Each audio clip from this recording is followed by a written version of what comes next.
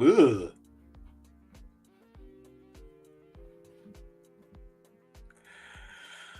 Hello, everybody. Oh, I don't have my notes up. What the fuck am I doing? This is how I start. Hi, guys.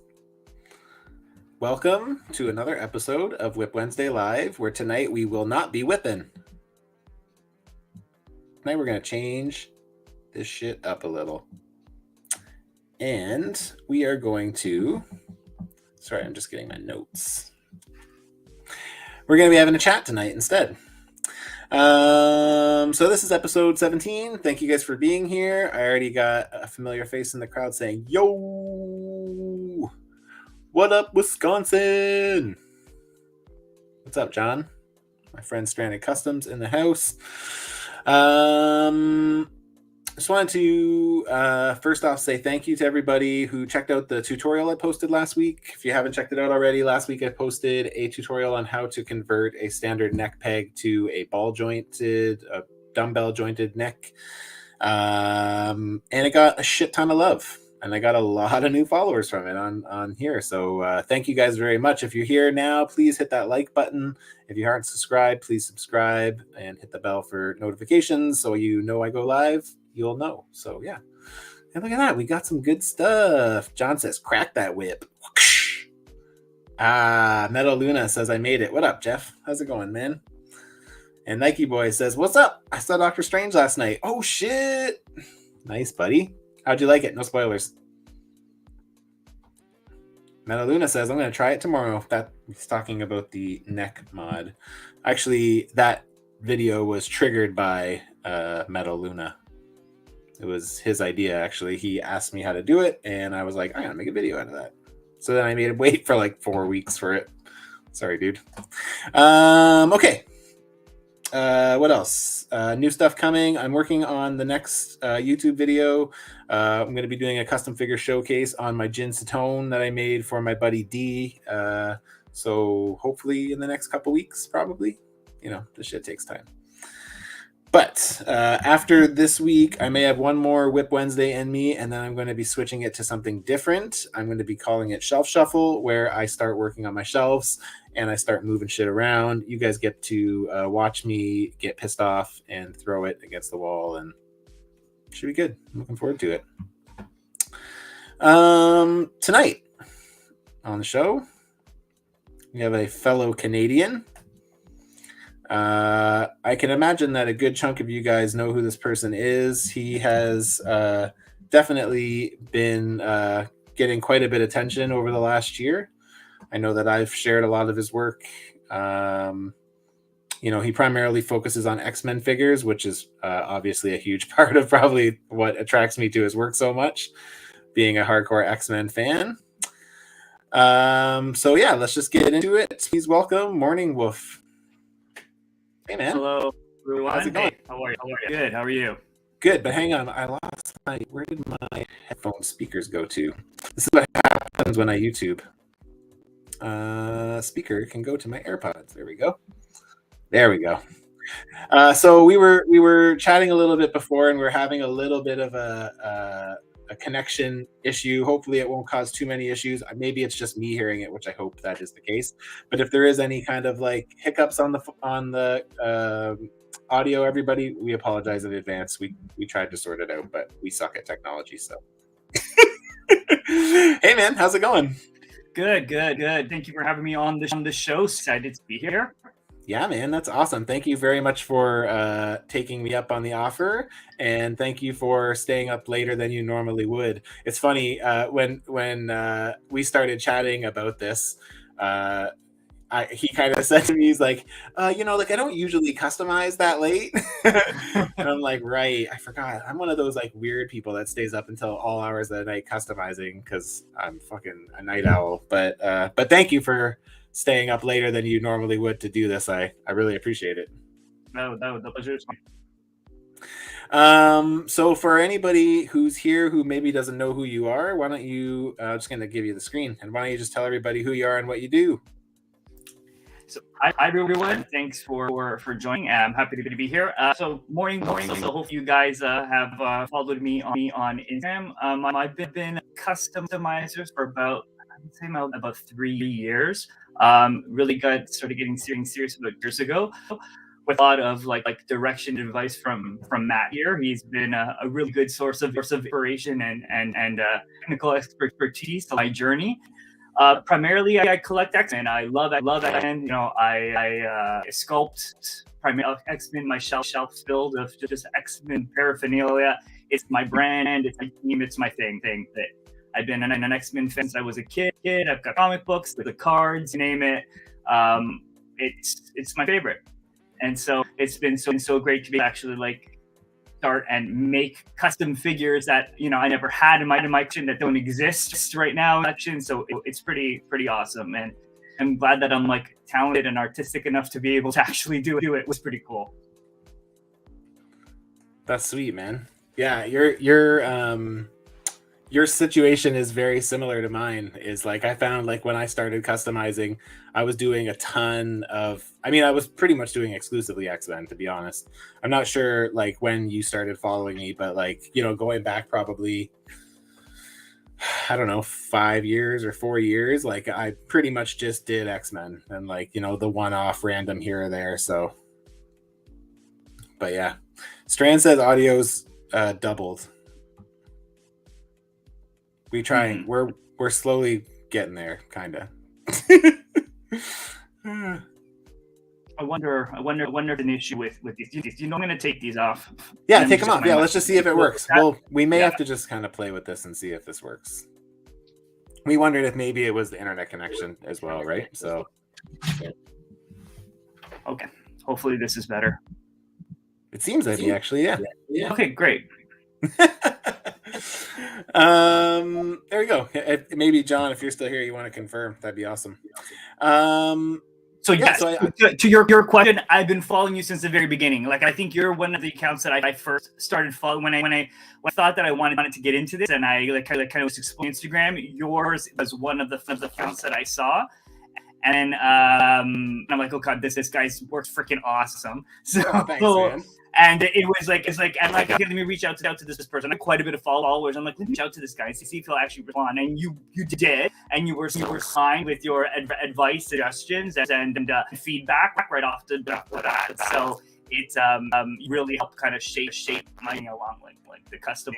That's sick, man. That makes me happy. I honestly respond to. I don't want to say every message. There's definitely messages that slip through the crack, but I do my best to get to everybody. So usually I would say by probably 95% of them I get back to. So, but yeah, Metal Luna says nope. I don't know if that means that the audio is not better, but we may have to just kind of deal with it. It might just be what it is. Do you have if you go, do you have like the bar on the bottom that says like settings and all that stuff? I do. If you hit settings and go to audio, and you should be able to choose your mic input. Maybe try switching it to a different mic input and see. And there is also in there. There's also a thing that says echo cancellation. And yeah, I've got that turned on. Yep, and I've got the mic setup is for the USB one. Yeah, the USB Yeti. Yeah, is that better? Maybe try to see. Well, maybe just see if you switch it to the other one, if it makes a difference. Okay. And if it's not, we'll just deal with it. Well, we can make it work. So. I will try a mic from my computer and see if that makes a difference. It might make a difference. It seems like it is right now, but. Okay, cool. Okay, cool. Okay, so I figured before we get too far into anything, I could just ask you a couple. I'm calling them rapid fire questions because it just gives everybody a quick intro to who you are. I mean, obviously you're an X-Men fan. I mean, I feel like between the X-Men shirt, the X-Men customs, the X-Men glass, there's really no denying that you're an X-Men fan. So just a couple quick and easy ones here. So, favorite superhero? Rogue, hands down. Wow, that's a good answer. It's not a common answer either. I don't really hear. Really? Oh man, I remember watching the television series. That's how I really got introduced to X-Men, was through the animated series. And me too. bat, she was the one. I'm like, yeah, she's the one. She's great. Like, just like, a character who had like, she couldn't touch anyone. It was just such a unique story. I had never seen anything like that as a kid. I'm like, this is so cool. Like, she's like a tragic figure, yet so strong. I was like, really, really like, she appealed to me huge. So her story is so tragic. It's such totally it's so sad, right? It's to have the ability to do whatever, but like not be able to actually have any physical touch to anybody. Exactly, like, right? And like, and be so beautiful thing. and so strong. And like, and for me, like all the female figures or all the female characters were always like my favorite. Your so like faves? Storm, Rogue, Jean, I love them, right? So Yeah, the Rogue definitely, because she was so tragic. She was my favorite. I was always a Jean fan, but that came after the animated series. Once I got a bit more into the actual like the comic side of it and stuff like that, Jean became more of a favorite. Her story is also can be very tragic at times. I would agree. I think my trajectory is the same with her, definitely. Favorite villain? Mystique, for very similar reasons. Yeah, for very similar reasons, like very complicated backstory, like, just like, the mother of Nightcrawler, like I love all of that. I love like the, again, like we have so much wrapped in mystery. There is so much mystique in Mystique. So I think it's really great. And also just Mr. Sinister, strictly from like a design perspective, like he's cool what looking. an awesome character design. So cool. Totally. Yeah. Mr. Sinister is one of those ones who, I fell in love with because of the old toy from the Toy Biz era with the light up chest thing. I love that. It's so cool. I mean, all that Toy Biz stuff was so freaking great, right? Yeah. Same. I love that stuff. Metal Luna says, "You kids, I bought giant sized off the rack." I won't lie, Jeff. When I got super into comics back in, I never really like followed comics hardcore until I was a bit older. Like I was probably, I don't know, it was like 2014 maybe or something like that. I kind of got into modern comics and I kind of got sick of them really quick. I just felt like they just kind of turned over one bit after the other. It's like, here's a new episode, issue 1, and then here's another one, and here's another one. And it just felt like it was just shifting way too much. And I kind of went backwards, and I went back and I bought the giant size X-Men omnibus. And while I do prefer more modern art, I will say I think my likes are definitely more towards a modern art style. Nothing touches those Claremont and like those early like 80s X-Men stories. Like they're some of the best. And I still think to this day they hold the test of time. So it's awesome. I would totally agree with you. And I would say that for me, the art in those older issues is so beautiful. Like I love it. You prefer that more like classic. Oh my god, yeah, totally. Oh, I love it. It's so beautiful. It's so graphic. It's just it's so bold and simple. It's my favorite. And a lot of my customs, I will refer to those older design styles as reference for my customs for sure. Nice. John Strand says, "I was getting Sinister vibes, so I'm happy he made the list." That's really funny. And Collector Express is in the house. What up, buddy? How's it going? Okay, so obviously I don't even feel like I need to ask you this, Marvel or DC. Yeah, that's a no-brainer. Yeah. Do you DC at all? No, I don't much care for it at all. I mean, okay, maybe to the Catwoman. Like she's great. I mean, and that's where the buck draws there, I guess. Yeah, I'm in a very similar place. Like I don't DC at all. But like, if anything, there's one character that draws my attention. Like, I think Batman is cool, and the only reason I think Batman is cool is while I actually do like Spider-Man as a character, but one of the things that I love about Spider-Man is his villains, and I feel like Batman falls into that area for me as well. Is like, I love his villains. I don't really know much about him as a character, but I think he's just got like a sick rogues gallery, right? So Strand says, "Don't out me as a modern fanboy." I mean, I did make you a modern long shot, so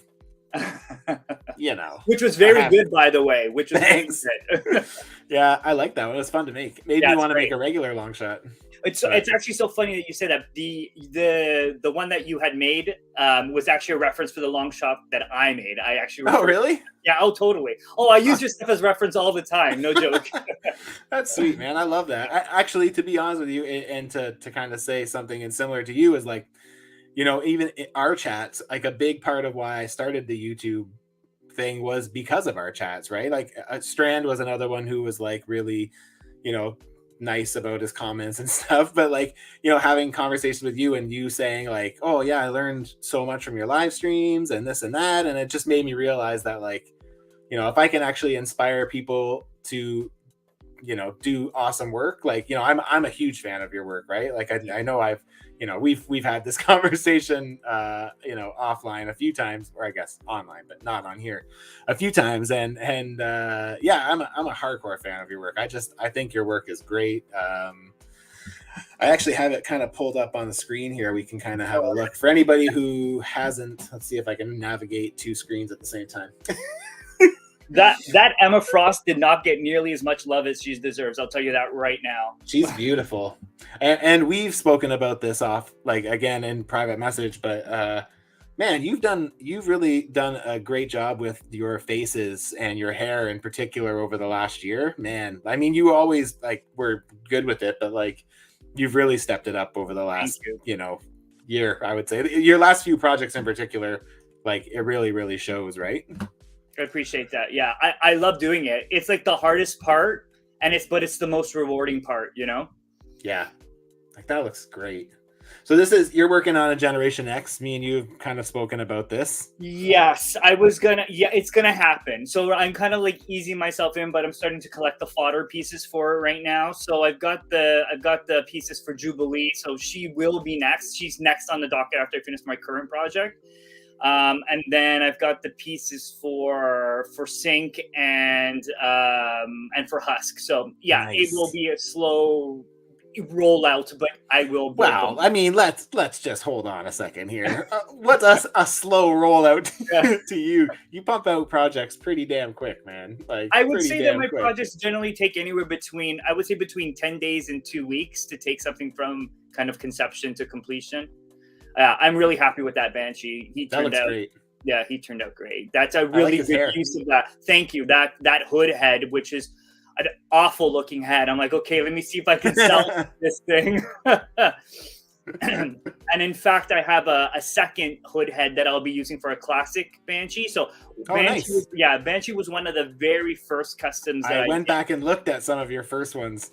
Yeah. So I don't know if I was following you right at the beginning. No, I don't think you were. But so I still have him on my shelf, and the base is there. He will be completely disassembled, scraped up, sanded, taken completely apart. I'm going to use another hood head with the more classic kind of 70s kind of hair on him. Yep, and that's good. He'll get revamped and get it back and added back onto my shelf. So he's also on the docket to get redone.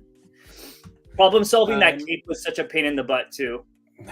That's the thing that makes me not want to approach a Banshee. I did one back in the day, and I'm like, I'm good.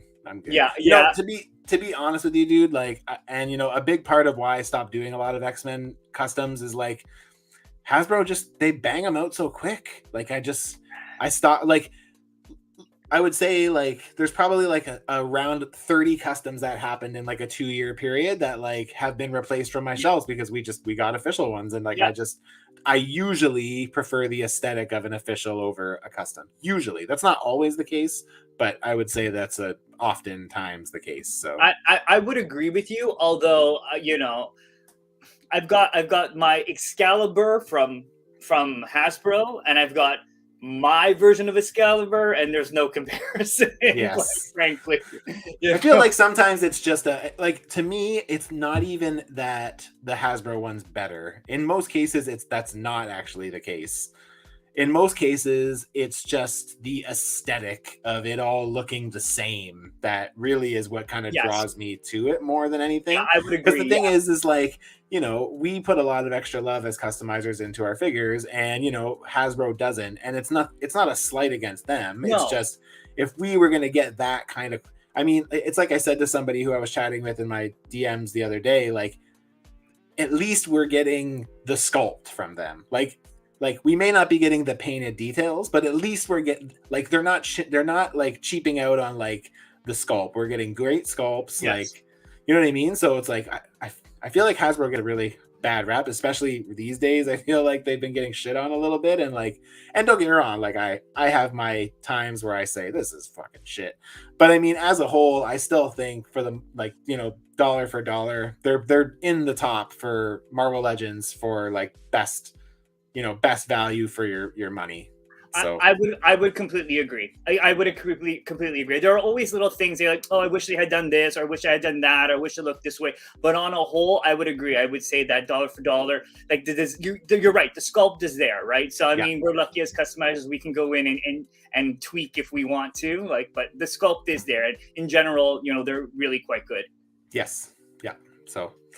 And that was the kind of my last of the rapid fires. Was your favorite toy line? But again, as we got talking, I feel like I probably didn't need to ask. Well, I mean, it definitely is Marvel Legends. I'm not gonna lie there. But I will say that the classic 5-inch Toy Biz line is freaking sickening. Do you still keep them out? Like I'm assuming you still have. Oh yeah, I have a handful. Yeah, so I have a handful that I have displayed in my like collections room, and I love them. But I also use them as resources for my customs. So like all my Shi'ar characters that I designed, I based them all off the original Toy Biz designs. That's sweet. So my Corsair, my Chode, my Raza, they were all based off of that. My Eric the Red was literally, I'm like, okay, what's this old Toy Biz toy look like, and how do I translate this to Marvel Legends? So it is a huge reference for me. Also, my Random, same thing. I'm like, okay, I've got the Random toy. What's this look like? How do I translate this to Marvel Legends? So I love that line. It's a great line. So colorful. It is. Awesome. It's so awesome. It's great. It's everywhere, but it's great. Like it's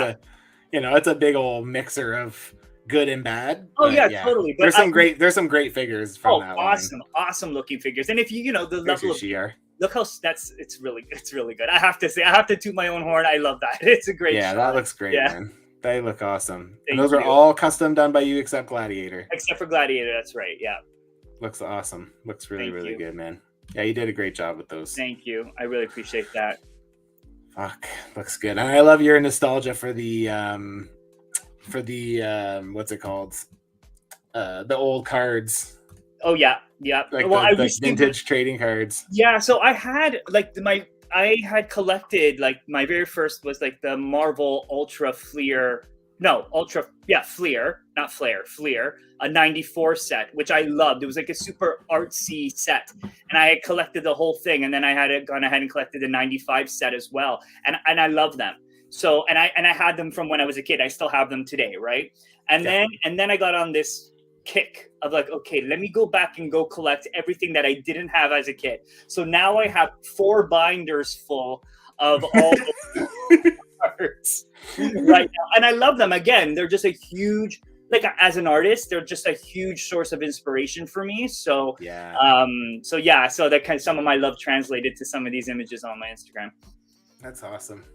Collector Express said, like the Gamerverse Abomination body, it's beautifully sculpted, but all that detail is hidden by lack of paint. He just did his repaint on his work in progress Sunday lives. Yeah, I saw that Sunday show. Yeah, it looks awesome. fucking crazy. Yeah, it turned out so damn good. So, awesome. But yeah, that's a great example of it.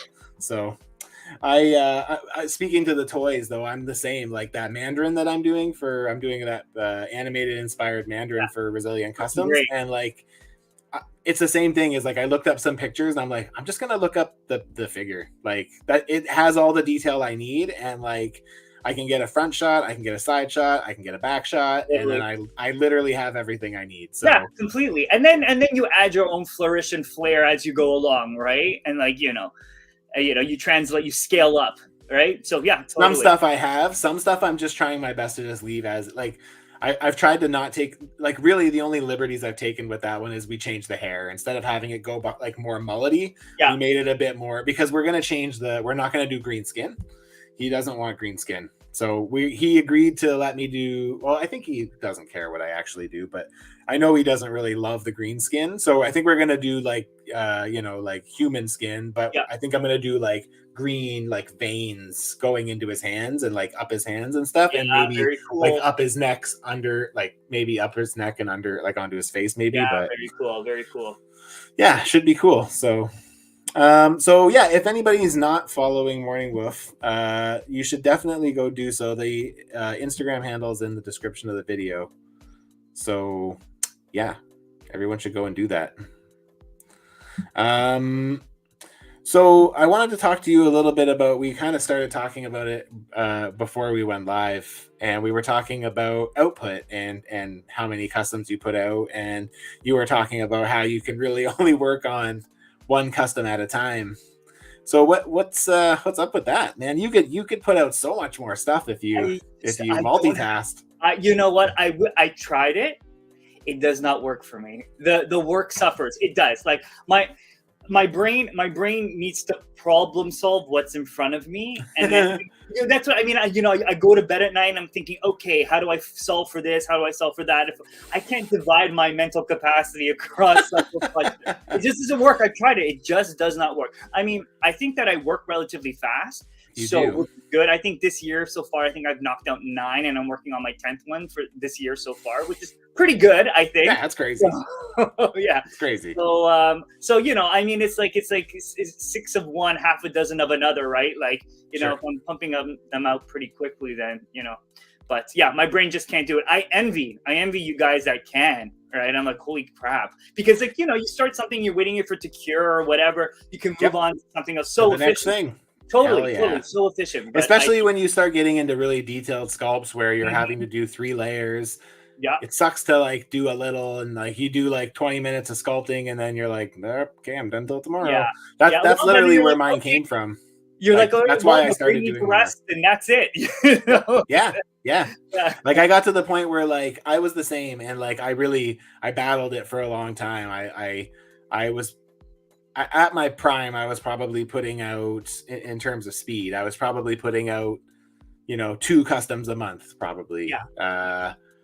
And yeah, like I got to a point where like I think I do put out less now, but I think it's probably because it's mixed in with like doing all the social media stuff now too. Like I was saying earlier, is like, this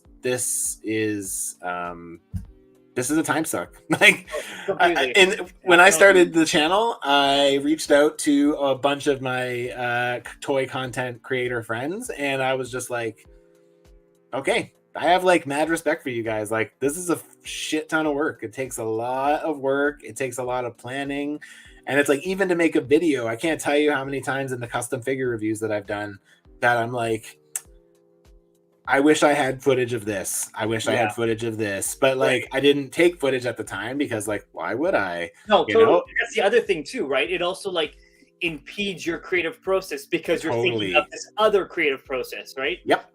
Which I can't do it. It just doesn't work for me. Even just trying to capture like some video or some pics, like as I'm going through the creative process myself and posting to my stories, like I'm like, oh crap, I didn't shoot anything. And it's like huge gaps between what the things look like. And I'm like, totally, I missed opportunity there, but it is what it is though, right? I mean, like, I mean, I think it's hard to, when you get to the point where you let it impede your creativity and you let that interruption become a problem, right? So, for me, I'm just trying to learn to work with it. I'm trying to be smarter about how I work. I'm trying to plan out what I'm working on in advance, so that way I can be ready for it if I need to shoot. I mean, I don't need to shoot every sculpting session, but to have some of the more unique or the more cool parts, it's nice to have that video footage for when I'm making the videos.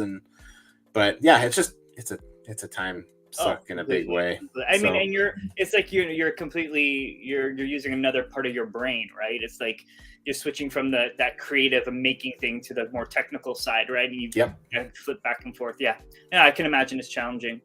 The hardest part for me with the YouTube stuff actually is being on camera. Like, this is good. I don't care about this. This is easy because like, I like talking shop. I love talking toys. I love talking customizing.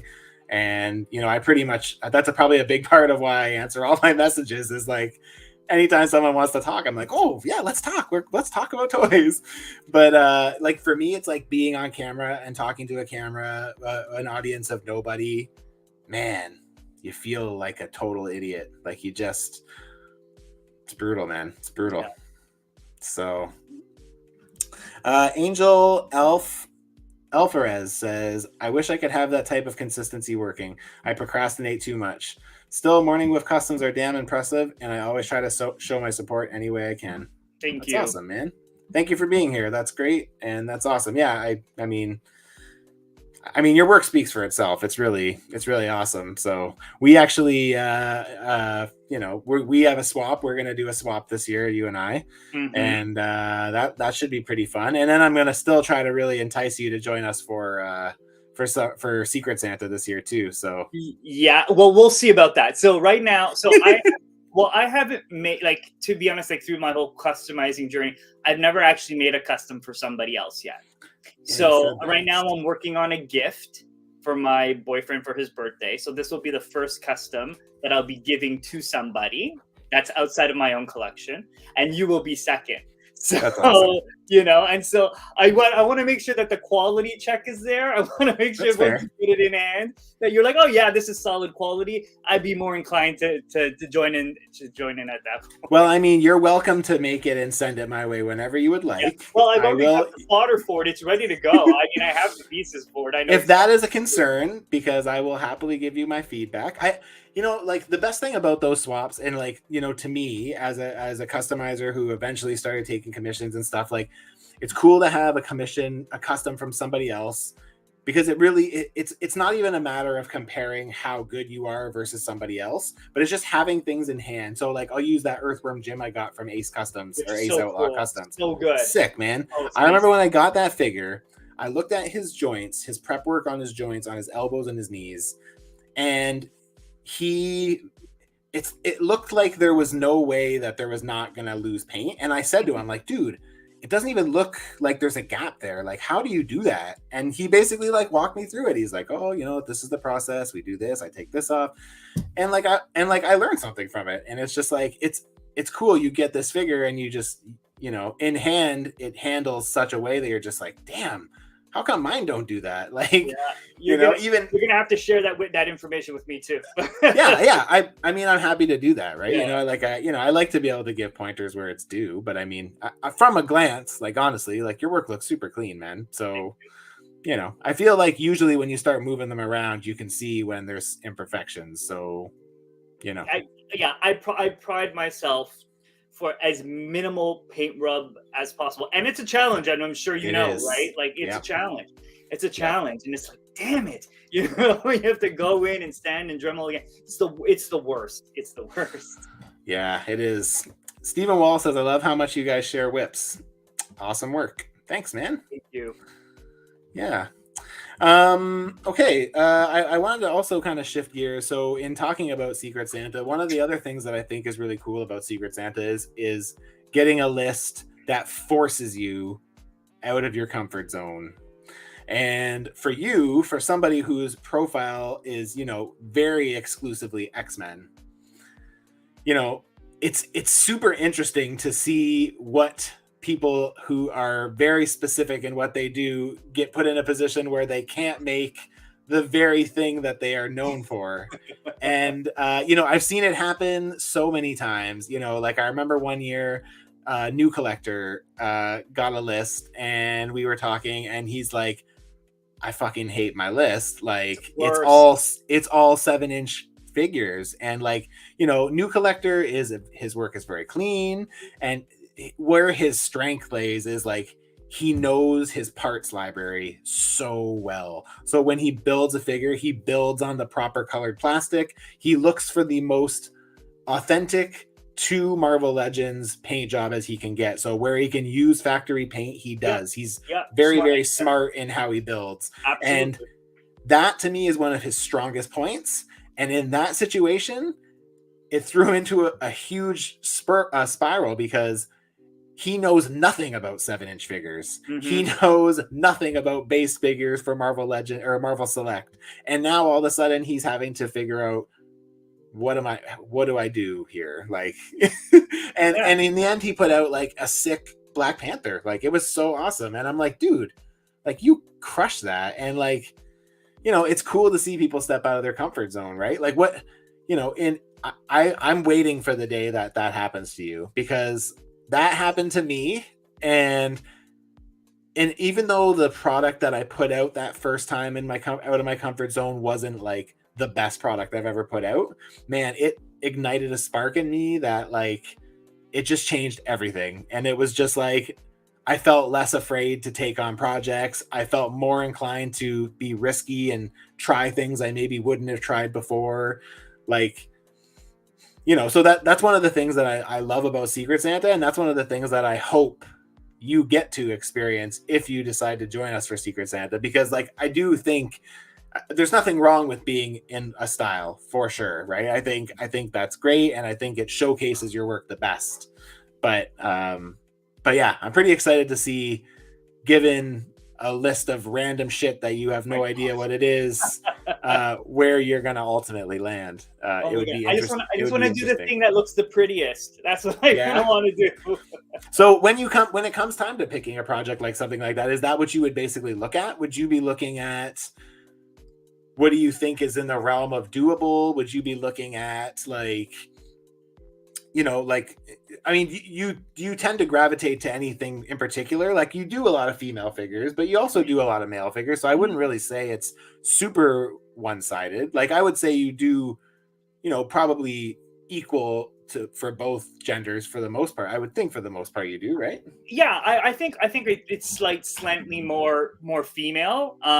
Only because there's a gap in my collection of female characters, right? So right. I think so right now, like my work is really about like just filling the gaps in my collection. So where a toy does not exist that I want, I make it. And so primarily it's usually the female figures that they're lacking, right? So right. I would say that most of my collection, or anything that I've made, is I would say that there are a larger range of female characters that I have made, and they're also, I find them more challenging to make just from like the paint perspective, right? Yes. Applying a beauty paint is more challenging, I find, than painting a male face or a male figure. Totally. So yeah, so I kind of like that challenge. I also the hair sculpting, right? Like it's much more. Let's talk about both of those things. Yeah, we will. Yeah, for sure. Yeah, for sure. So, here we go. Yeah. Here we go. So this one's got some pretty insane hair. Yeah, actually, this wasn't that bad to do, to be honest. This was actually kind of straightforward. I thought it was going to be more challenging than it actually was, thankfully. So for this one, and I think my story highlight shows it, but this I created kind of like an armature. See if we can go there. Yeah. Yeah. Oops. Yeah, so I created an armature for this. If you scroll through, you'll see that I created like an armature on her head. One more. There okay, yeah. So I think so. You'll see underneath that. Armature. Yeah, there you go. Yeah. So that's just an epoxy sculpt armature, just with the general shape of what I wanted the hair to look like. And so once I got that general shape, then I just applied Procreate and like just little strips and kind of like, scored it with the little feather lines and just applied it working from bottom to the top and then front and back. So that one was actually kind of straightforward because I did have that really easy base structure to work on. And I had learned from my Feral, because Feral had a very similar kind of hair shape. Yep. Yeah. So I actually learned from that, because there were some technical issues with trying to get that hair correct for her. So I had learned from those mistakes and I applied it to Deathbird, and it worked out just perfectly. So very, very happy with the way that turned out. Yeah. Yeah, that looks insane. That one's crazy. Yeah, thanks. The challenging part for that was not so much the hair, but actually getting the headdress. So getting the actual that was a challenge to do. The thing I like about Deathbird in particular is I love how her hair looks feathered. Like I like how it looks like they look like feathers. Like yes. You did a really good job at capturing that. Thank you. Yeah. I was debating because I saw, like, just in my research, I saw like, other customizers treat it as hair, treat it as feathers. I figured they're supposed to be like avian like, right? Have some bird-like quality. So I'm like, okay, I'll apply like this feather kind of texture, and I think it worked out well. That's another example of a massive hair sculpt too. Yes, that's a huge hair sculpt. That is a huge hair sculpt.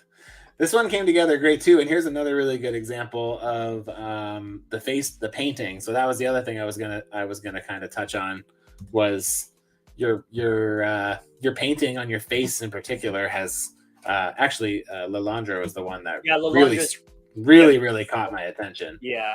The first time you sent it to me.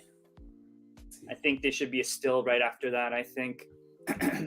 There we go. Yeah. Like that is just fucking bonkers, man. That looks so damn good. Thank you. Like, so good. Very happy with the way that turned out. That hair sculpt was also a pain in the butt. I can imagine it was. That looks like the kind of shit that Nightmares is made of for me. Oh man! Well, I mean, I had her on the back burner for a year. I had the fodder. I had the fodder for her for a year, just sitting in my closet. And I'm like, okay, I got to get to her. And I just did not want to tackle that freaking hair. I was not looking forward to it. So, I mean, finally, like, okay, let me bite the bullet and do this thing. And it did not go well the first go round. And I'm like, okay, I ripped it off her head and actually sculpted it off her head. So I had like created like the base structure for it, and I didn't like it. I ripped it off her head and I applied more Procreate and let it dry and sand and cut and all that kind of stuff. And I finally am like, oh, okay, I think this is working. Then I applied it back on her head and kind of like went ahead and like cleaned it up. And it turned out it's flawless. It's like completely smooth and perfect. I'm very happy with the way it turned out. Yeah, that was like awesome. Hours and hours of sanding. It was crazy. I remember when you told me about how much you had to sand that. Oh, it was. Oh, I could not believe it, but it worked out. It worked out. I was so happy. Yeah, it looks amazing. It looks Never gonna do it again, but it worked out. Collector Express says, I have what I call customizing ADHD. I have so many WIP projects in a huge box. Yeah, I'm you know, the biggest issue I have with taking on too much is it actually it can slow you down so bad. And it can get to the point where, like, you know, I generally try to only keep about 3 projects really on the go. I might have like 1 or 2 more that I've like prepped, like just basically done like my dremeling and my sanding and stuff and have them reassembled and ready to go that are waiting in the wing. But that is more because I live in a condo and I can't just Dremel at any point of the day and night. Like, you know, I do most of my customizing at night. So like, I can't really do any dremeling past 9 p.m. in my place. It's just, I don't, you know, I'm in a wood frame building. So like the sound really travels and like, we're not supposed to have loud noises after 9. So, you know, I sometimes will do it when I have the time during the days or on the weekends and just put it aside. And so, you know, technically I guess it started, but like, you know, it's not a priority, right? Yeah, that's a smart idea. Just kind of like knock out all the prep work and have it ready to go. Yeah, that's really smart actually. You should try to even just integrate like even just a little bit like that, right? Even just having a figure prepped, like, because you got to think that's like a day, sometimes even a day and a half, depending on how much time you're putting in. Yeah, me too. Not a fan. I think the only thing I hate more than prep is masking. And I don't think you have to, because you don't airbrush, right? Which I have to say, on a whole other level, is pretty damn impressive because your colors are very vibrant and they're very cleanly applied. Like look how clean that is. Yeah, she turned out. I'm very, very happy with the way she turned out. She's awesome. She's awesome. Do you generally are you generally happy with your work? Are you one of those artists like me who is like, I fucking hate this all the time? You're not that. Good for you. I'm not. No, I mean, the thing is, like one of the questions that you had asked here is like, oh, have you ever stopped the project midway through? I think that was one of the questions you asked. And I haven't. I have never quit a project. So every project that I've started, I've taken to completion. Because I will problem solve my way out of the damn box. Get it to a point where I like it, you know? So, that's great. Yeah. I mean, I went to like an art high school and then I went to an art college. So like, I didn't know that. Yeah. So this has been like kind of ingrained in me from the beginning. So there's never been the option of like, oh, I'm just going to stop doing this. You have to take your projects to completion. So it's kind of like something that's been ingrained in me from the very beginning. So, and if you don't solve the problem, you need to stop, rethink, and go back and solve the problem, sort of thing. Look at you. So, yeah. See, I got so much I can learn from you. I wish I could do that. I'm notorious for getting caught up on one thing and not being able to see past it. And even when I finish a project and I have 20 people saying that looks fucking amazing, I'm like, this looks like complete dog shit. See, that's so interesting. Like I often find that, you know, when you have like time and space away from a project, right? Like, I mean, when you're in it and you're like emotional about it and you're working, or you come across a hiccup or you're struggling with something, like I get that. And you're like, oh God, I don't want to see this anymore. But I find that often, even when I step away, like a month, 2 later, and I go back and revisit, I'm like, damn, this is good. You know, Yeah. like, God, that's pretty. You know? Sometimes there's times where I say, "Oh yeah, that's good," or "Good Yeah. enough," or Yeah. whatever. No, I think you should have more confidence in your work, Matt, honestly, because I mean, like I said, you've been such a huge inspiration, and everything I see of yours, I'm like, okay, bookmark this, this is good, because this is reference, you know. Well, I mean, that's great. I mean, that's amazing to hear, and I appreciate that. But yeah, it's just I have a hard time, and it's like it sucks because I seem to get stumped on things a lot easier these days. It's like, I've had two projects, one that I just finished that's for PIM particles, which I can't share yet, but like, man, I got stuck on two different spots on that guy, and it dragged me out for like 3 weeks, 4 Oof. weeks, and I'm Oh just like, man, that would drive me freaking all nuts. I'm doing is just redoing it, hating it more and more. Like, fuck you. Same with that Ahab figure. I think it took me 4 months. That looked like a freaking challenge, though. Seriously, 4 months. It turned out awesome, but like, yeah, that's a big one to tackle for sure. It was very challenging. So yeah, so when I do, I'm kind of doing all my swap figures with friends this year, because next year I'm going to really focus on commissions. But I need to be smarter with how I pick commissions, because what usually happens is I get people who send me ideas and I'm like, ooh, that looks fun but very challenging. And then I end up picking like 5 fun but challenging ones, and I struggle through all of them. Like, I need to pick some easy ones so that way I can just bang them out and be done with them, right? Yeah. And also that gives you kind of the motivation, the confidence. Yeah. Totally. You get on a roll. Well, it's even like Mandarin's a great example of that. Like, I'm having so much fun working on that Mandarin figure. And like, I had said to my buddy Justin, who I'm making it for, like, I was originally going to just sculpt him until I got to the point where I was ready to do my shelves, like finish Secrets or Summer Swap, and then I was going to do my shelves. But I'm having so much fun with him. I'm like, I just want to finish him. Like, I don't even. So now he's being prioritized in front of my shelves, because I'm like, I really just want to finish Mandarin. I'm having a blast making him. And when I'm having fun, I don't want to stop. I don't want to take a break from it. I'm like, it's too good and it's too enjoyable. So yeah, we'll see when I start painting him. If I, have any issues there, then that's can always be another hiccup, another issue I have to deal with. But yeah. In regards to like hair and face paint, particularly on the females, like, are there any artists that you look to for inspiration, or that are like heavily, like, I believe we've kind of spoken about a couple of them, but I'll let you kind of speak to them. Like, I'm assuming I see your style. I see others' influences in your style for sure. Yes, I'm sure you can. Yeah, for sure. Definitely. Like, obviously, Phoenix Force paints just absolutely insane. Gorgeous face, and like the hair. So like his hair sculpts have really inspired me for sure. Like, and obviously his ability to paint faces is just so beautiful. Christina Conan as well. Like, she's amazing too. Beautiful work. Man, that spiral she just posted. Oh, I know. It's freaking sickening. So beautiful. I know. I would love to do that. I need to. Oh, sorry. I have something. I had something blocking the light so that it wasn't bright, and I had a feeling that would come down. So yeah, her spiral is beautiful. I would love to get my hands on that upper torso part, right? I think you can get your hands on. I think some people are. I think there's some casts out there. I'm pretty sure there is. Exactly. So I would love to get my hands on one to take my hand and try and doing it, because hers was beautiful. It's so freaking beautiful. So nice. Yeah. It's so really, her, really nice. And then who else? Face Custom Studios is also another really great, really beautiful work. So I would say that those three kind of like, those are the major players around like influence. And like, again, bookmark, save, zoom in. Okay, how do they do this? What's the best practice? So those are really my inspirations for sure. And in terms of like technique, so I mean, I hand paint everything, and obviously you would have to hand paint a face, obviously. Yeah. But I do use a lot of like dry brushing techniques. So a lot of my paint application is used through dry brushing techniques.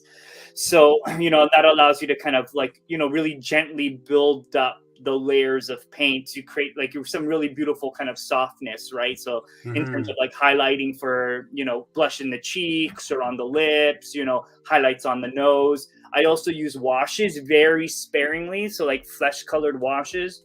I'll use like, in the creases of the eyes, like in the actual like actual eyeball itself before I overlay like my whites, so it's not as strong or bright, right? So Yep. a lot of just really thin layer paints and dry brush techniques is what I use. I also use a magnifier. I need a Me too. Yeah, I've tried Yeah, me painting too. faces before without, and it just doesn't work. So like the magnifier really does help. So it's got like a magnifier like on a kind of like on an arm. And so I'm able to kind of use that as a tool to be able to paint the faces, and it definitely helped. I mean, that if you've seen an improvement in my face painting, it's because truly the magnifier is what's done. No, seriously. And plus you look super cool wearing them, right? Do you get the mine, magnifying glasses, or do you just have the lamp? So mine, it's like this. It's this thing here. So it's cool. yeah. So it's one of these guys. So you don't look like a huge nerd. Like, I think every time my wife walks in on me wearing these things, yeah, she but wants you to know what? divorce me. So I've been considering getting a set of those because I mean, the kind of the magnifier on the arm is good, but the arm can kind of get in the way while you're right. So yeah, totally, I find that sounds a little bit of a challenge. So I've been considering getting a set of those goggle glasses over there. They are a bit goofy, but they work well. So well, if they work, right? Yep, totally. Metal Luna says, that's so crazy, man. I've been impressed since the Foosh before Instagram. Thanks, man. Yeah, me and Metal Luna have been chatting for a long time, since well before Instagram. That was back on the Foosh forums when that was my only place to post that really I post. So, and Justin, Resilient Customs, says, can't wait. Yeah, man, I'm excited to get him over to you. So I'm pumped. Very He's cool. Around here somewhere. My space is currently cluttered with cameras and stuff, so it's a little bit weird having a camera on me for the whole show instead of the work desk. So, so in talking about filling in teams and stuff like that, we were talking earlier about you customizing to fill in gaps in your collection. Where do you hope Hasbro goes next with the X-Men line? We've already pretty much gotten through the majority of the 90s team. There's a couple stragglers, and I'm sure they'll probably hold on to those characters and sprinkle them in just to keep us interested, over the next couple years. Now we're starting to see some more modern stuff with House of X. Where do you hope they take us next? What is an underrepresented area in your collection that you would like to be filled? Well, at this point, anything that's classic is not underrepresented on my shelf, to be honest. But what I would love to see them officially release, we got that X Factor Cyclops. I would love to see them release an X Factor Jean Grey. Yeah, that'd be awesome. So, yeah, I would love for them to round out that. They gave us the Iceman. So, it would be He just needs to get his little belt, his inhibitor belt or whatever. Exactly. So I've been considering taking the little belt that's off of mine and customizing it with the inhibitor belt and make it like actually accurate. So anyways, that's they're together on my shelf here. And I did do a custom X Factor Jean Grey a little while ago. Yes, you did. Yeah, and she looks beautiful on the shelf. She does. That. I'm very happy with that. So yeah, her, I would love to see that. I would also love to see them give us an actual angel with feathered wings. Me too. Come on, guys! What the heck? I'm surprised we haven't. It's been so long since we've gotten wild. One. It's wild. So I would love to see that. I've made two versions of a feathered angel, one in blue and one in red. So I don't have any gaps in my collection, but I would love to see them actually officially release that. I would get it in a heartbeat. Yeah. And then anything Outback, like the Outback X-Men, give us that version of Rogue. I would love for them to give us that version of Rogue. I think Outback's coming. I think Outback's going to be the next section that they start focusing on. Yeah, and that's great. So. Awesome. Give us Longshot. What the heck is taking you so long? Give us freaking Longshot. I couldn't agree more. We're so overdue for Longshot. He's classic. Please. He's been on that list forever. Him and Banshee. I'm like, give us the Banshee. What are you waiting for? This is exactly where I'm at, Justin. Yeah. Astonishing X-Men. At this point, they're my next team that I'm going to start building out. Between Gen X and Astonishing, those are two glaring gaps in my collection. And another one that I'm a huge fan of, even though I didn't necessarily love the costumes, Ultimate X-Men. I was a massive Ultimate X-Men fan, and if they did a line of those, I would have a pretty hard time saying no to them. I don't think I could. I kind of like those costumes. I mean, I would never go out of my way to make them, but I'm like, from the design perspective, I'm like, oh, these are kind of cool, And I think the Marvel Legends games also had them in those costumes, right? I don't know. I'm not sure. I feel like they did. I'm not sure. I might be wrong though. Justin says, I'm not buying any more X-Men until Hasbro makes Astonishing figures. The thing I like about Astonishing is it's quick. Like, it's 6 figures, and that's all you need. You don't need anything more than that. Like, you can get the whole team with the 6 characters, and, like, that's good enough. And, like, to be honest with you, there's, like, little to no new tooling needed for any of that stuff. Mm-hmm. Like, most of it already is in existence. Like, it'd be easy. Beast would be the only one that would probably really require a lot of any serious work. Yeah. But I mean, even that, you could just take Dark Beast and put like solid pant legs on him instead of the one with the lines, and you'd be good, right? When you see new, are you like me? And when you see new reveals, do you start immediately looking for new parts? Yeah. Like I would say most of the time, the shock of what we're being revealed goes completely over my head because I'm like, are those new arms? Completely. And I'm always thinking, okay, what can I use this for? What can I do with those? Yeah, what can I use this for? But what's killing me is this pinless stuff. Like, as much as I love the on itself that they're pinless, that's great. But like from like a customizing perspective, I'm like, oh god, what the hell? Like, so the Deathbird uses the Kitty Pryde, Age of Apocalypse Kitty Pryde, right? Yep. So, and her legs are pinless. Yes. So, and that's blue plastic, right? That kind of metallic blue plastic. So I really had to get in there and sand those and Dremel them as best I could to be able to prevent that paint rub. So it worked out, thankfully. But I'm like, because it was a perfect body for it, right? It had all kinds of elements needed. So thankfully, I hate using them. That's going to be my next video. Yeah. Somebody reached out and asked about taking apart pinless. You know how to do it? And I'm like, yeah, oh yeah. Okay, I'm gonna have to watch the video. It's not. I mean, here's the shitty thing, right? I know there's a lot of customizers out there, and I consider them customizers, even though they're just swapping parts. But there is a level of, knowledge and experience you need to do that kind of stuff. Oh yeah. And that's the shittiest part about those kind of customizers is like with the pinless stuff is you really cannot swap things around with the elbows and the knees now unless you're willing to permanently damage the figure. Right. Like you have to cut through the pegs in order to make it work. Yeah, I think I've seen someone do it once before. I'm like, okay, I don't have the capacity in my brain to look at this right now and let it register. I'll have to come back to it. The thing is it's not difficult, but it's just always in your mind that it's like, even if you end up not using it, you still put it back together and it still operates as if you didn't cut through the peg, but it's just knowing that it's like that it's there, right? It's I don't know.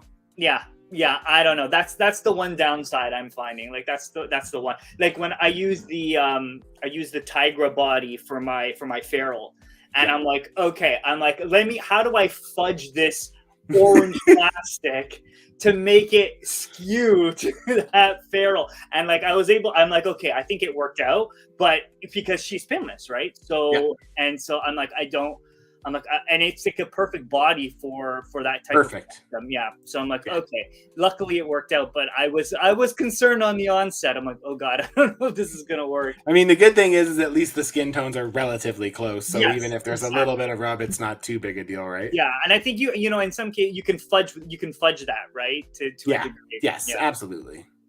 Collector Express says there was that terrible True box set with Angel that had feather wings. That was the 5-pack. Do you remember that from the all new X-Men? Oh yeah. Totally dog shit set. It was terrible. Awful.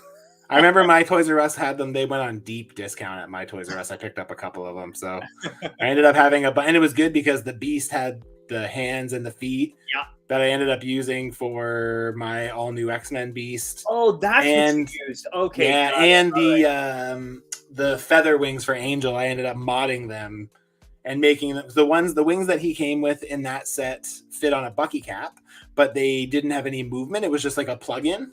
Yeah. And they were just like wings sticking out. They weren't dynamic or anything. And so I basically like modded them. I cut them in half and then I put some peg holes in them and then I put pegs sticking out of the back, so that way they could like Nice. move and pivot and stuff like that. But awesome. Yeah. Stephen Wall says, please show us how to separate pinless joints. New figures are too expensive now to attempt without a clue. Yes, I will. I'm going to put out one more custom figure showcase, and then I'm going to start working on that. So it is definitely on the radar. I think, yeah, it's honestly, it's not hard, but it's just, there's that risk of always worrying that you're going to damage it permanently, right? You know, it's all systematic. It's just, you do it a certain way, and then it should be fine. So, yeah, well, should be keyword. I will definitely be watching that video for sure. What is your favorite figure that has come out this year? Okay. And what are you most excited for that we've already been previewed, like that we've already seen for this year? I think my favorite figure that has been released this year is the Richter. I love that figure. I think it's a perfect It's pretty figure. damn nice. It's perfect. I had a hell of a time actually trying to get my hands on that box set, but did yours get canceled? A bunch of people's got canceled. Yeah, I paid through the nose for it. I was not happy. Yours did get canceled. I remember talking to you about it. I was pissed. I was not happy, and I'm like pretty chill, you know. Like I'm like, you know, it is what it is. Shit happens, whatever. I was right pissed off because I was so looking forward to it, right? Because it was such a beautiful figure, and in fact, the hand is absolutely, it's beautiful. And in fact, the cannonball from that set is actually quite nice too. I was surprised. I like it. Mine came with 2 left feet. Get out of here. Are you serious? So I reached out and they gave me a free figure because of it, but they didn't solve the problem. I still have a cannonball with 2 left feet. So that's crap. That sucks. Oh man. Yeah. Of course it happens to the guy who, as everybody was complaining when the first cannonball came out that he didn't have legs, I'm like, who needs legs for Cannonball? Who's going to have him on his feet? Like, in your display. If he's not in your sky. And now, of course, I get one and he has 2 left feet. I could just hear the Hasbro person on the chat thing saying, like, oh, I thought you said you didn't care if it had feet, fucker. That's really fun. It's a great News and Reviews says, hello, gents. Hey, buddy. How's it going? I do think he's a great figure. And I think that the head sculpts that they gave us with him too, like that secondary head sculpt with it's nice. The modded goggles. I think I think it's great. It's great. The Domino's the only one in that pack that I have an issue with, and it's just the head. And I redid another head for her, and I'm obsessed with it now. So yeah, your Domino head. Let's pull that up real quick. We can. Hang on, where's my notes going? Yeah, and they look amazing. Like the colors, they just look so great together on the shelf. Yeah, they're a great, colorful little bunch. So. Beautiful. Yeah, that's a nice hair sculpt. I actually kept my. I have a custom from my buddy TXT Customs, and it took him a long time to do it. But it's in my preferred costume for Domino. I like her in like that blue getup with the shoulders cut out and the purple armor. Yeah. So I like that's kind of my look for her. So I am gonna keep this Domino. Probably just for fodder, most likely. It's got some cool parts on it, so, and then maybe one day I'll change it out if I switch out the head, because that's my biggest issue too. Is that head sculpt on her is just just so, I find it so out of scale. Like it just seems so tiny compared to the body, right? And I think it's the mask to me that doesn't do it. The head, it dress off her face, right? It just makes it really super tiny. It's not an ideal design, which is unfortunate because the rest of the items in that box set are so awesome. So, but Richter, on the whole, Richter, I would say would be my favorite. It literally is a perfect toy. It could not be more perfect. The look, the colors, everything about it, the face. I love his colors. Oh man, it's so cool, beautiful. I think my only complaint about Richter is I questioned, and it doesn't bother me because there's enough new parts on it that it works, but.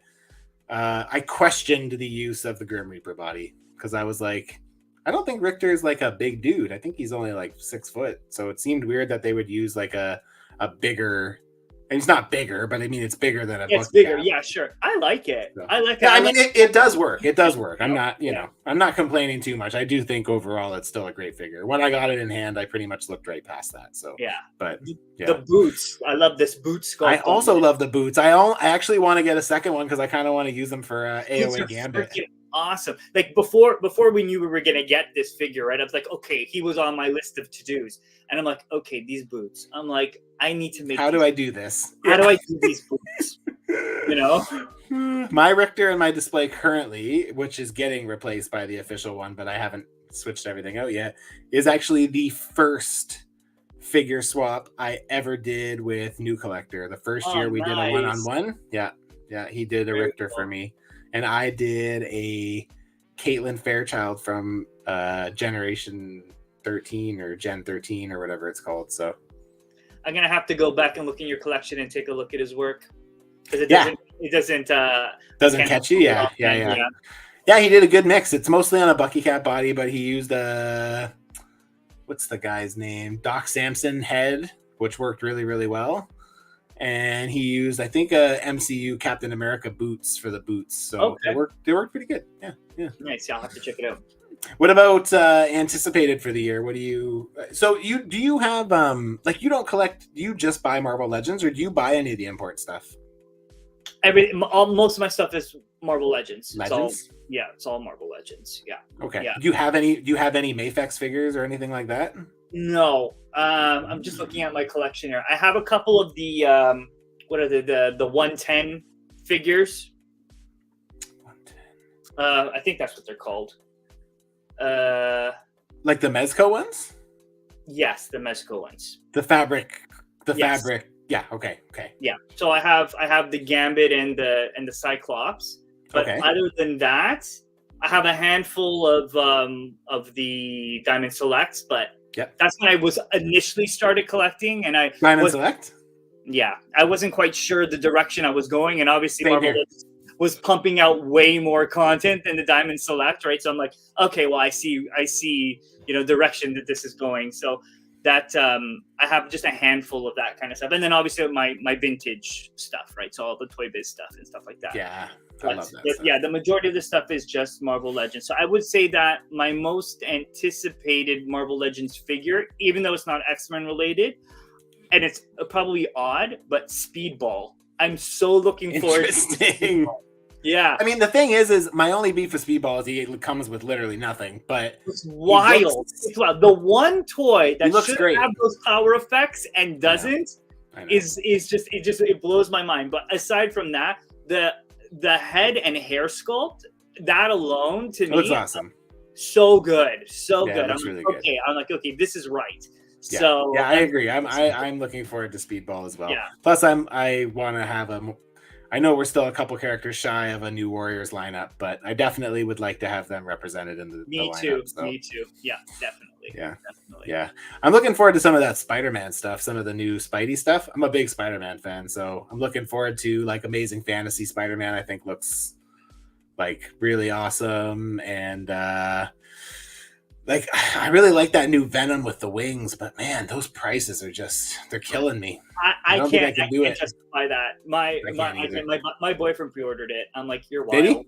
Yeah, I'm like, you're wild. It looks sick. And like, I don't know if you saw the other day, Just Jay Hernandez posted in-hand pictures of it because he got them from Hasbro or whatever. I think I saw something come through my feed. Yeah, they look amazing. Yeah. And like to me personally, I don't love the movie Venom body. I'm one of those weird people who I think it works, but I think the Omega Red body works better for like a 90s in style Venom, in my opinion. Totally.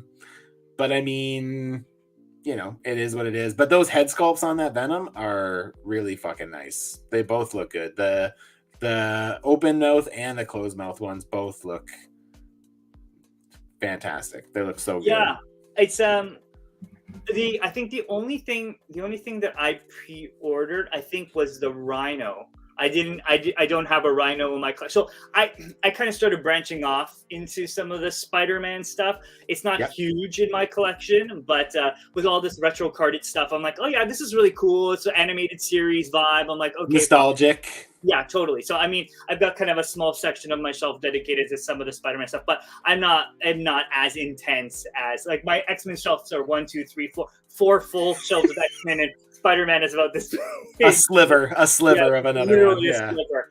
But I did pre-order that Rhino because I wanted it. It's big, it's huge, it's cool, right? I like Rhino too. Yeah. He looks good. I don't love my biggest issue with the paint apps on the Hasbro stuff is it's all done with that like print tech. Yes. And I find it comes off as really like I find Rhino looks like a dude who's like sweating through a giant Rhino suit. That's what it like reminds me of. It, like I just don't find like the shading comes off natural. Like it works on things like 20th anniversary Cap where they got it on every single scale because like it's just on the scale, so it's like you don't really notice it as much, but you notice it's really weird looking like on the gloves and the boots because you just get these like blocks of like different color red and you're like, what the fuck is that? Yeah, it's odd. And it is odd. yeah. Particularly on the faces, I find that it's like the application looks almost fuzzy, right? Yeah. It's not yes kind of clear and defined. Yeah. From afar it looks fine, but up close it's jarring. So and it's interesting too. And when you're trying to like remove the paint, so I use like the Michael Fassbender head for like both my versions of Angel, and those were that printed, right? So yes. and even trying to remove the print off the plastic was challenging. It doesn't come off the same way like normal paint would. Interesting. So yeah, I literally needed to take acetone to it quite a bit to actually remove it entirely. Yeah. Crazy. Stephen Wall says Richter's hair is glorious. It makes the AOA Cyclops hair look like a brown knob. Did you get into AOA at all? I do have, yes. I've got everything they've released. I have it, and yeah. So I remember. I mean, I bought the comic books when they first got released, right? I was there in the '90s when all that came out. So yes, and I still have them in my collection. And actually, you know what? That Cyclops is not that bad. It's not that. It's bad. just honestly, my biggest issue with that's like, I mean, I don't love the hair sculpt. I do think that's the weakest part. But to me, again, my frustration with that Cyclops was everyone else in that wave came with a bunch of accessories, and then Cyclops comes out and he has literally nothing. And I'm like, how come Dormammu has gun holding hands, but I can't get anything for Cyclops? Like, I cannot comprehend that. The one Cyclops without an optic blast, right? You're like, okay, like this would have been unique. It's cool. He's got one, you know what I mean? Like, you can't even give us that. I'm like, all right, well, whatever. It was just the head, it threw me. And I also really, really don't like the Bucky Cap body. It needs to go. It served its purpose. I appreciate where it came from. Right. But it has served its purpose. Yeah, it served its time. It's time to go. We need something new. I don't think that head sculpt is that bad. I think with a few minor adjustments, that head could be okay. Right? Yes, I agree. I've seen people fix added, you could make it work. It doesn't bother me enough to want to make those changes. I'm like, yeah, it's good enough.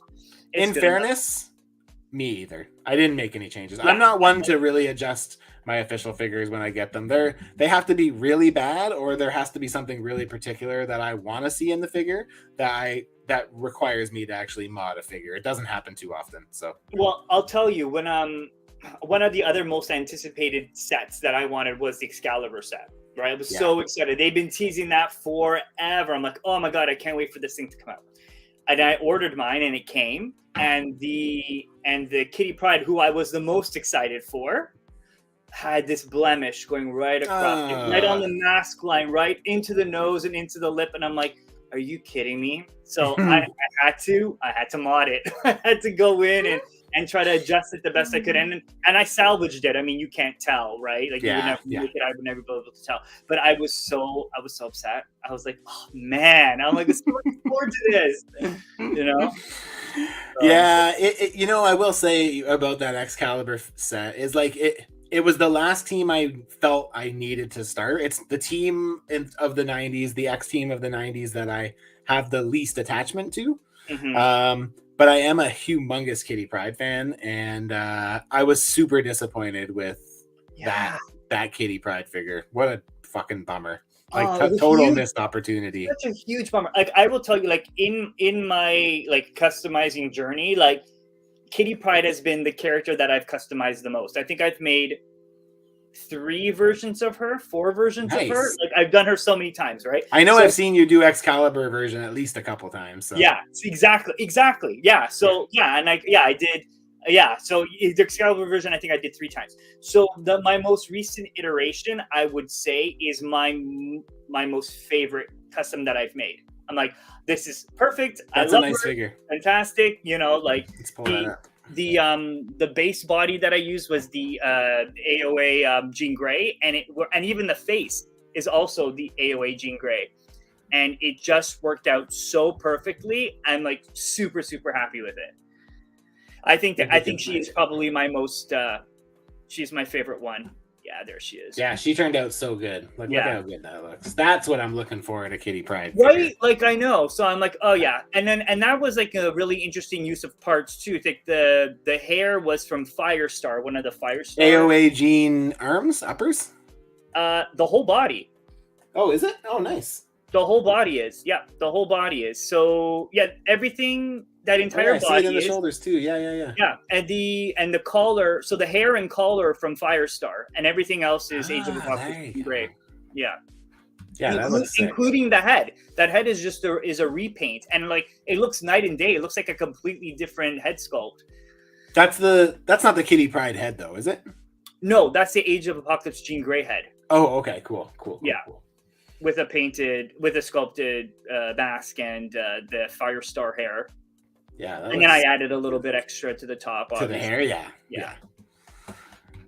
Man, she's my favorite. She's my absolute favorite in Connect. I finally got her right. Because the Kitty Pryde was my very first custom I ever did. So cool. Kitty Pryde, yeah. So I did her first, and then it was crap. And then I went back and did her again. Like months later, I redid her again, and then I made another version entirely, and then I just did this version like earlier or late last year. So that's funny. But now I'm happy. Good. Yeah, no, I mean I would be happy with that too, to be honest. That is one where eventually, I always say, when I get to the point where I stop buying and I say I'm happy with my collection, I'm then gonna go in and touch up all the things that I don't like about what I have. So, and Kitty will be one of the very first ones to get done, because I am not in any way happy with the one we got from Hasbro, which was a bummer because that was who I was looking forward to the most.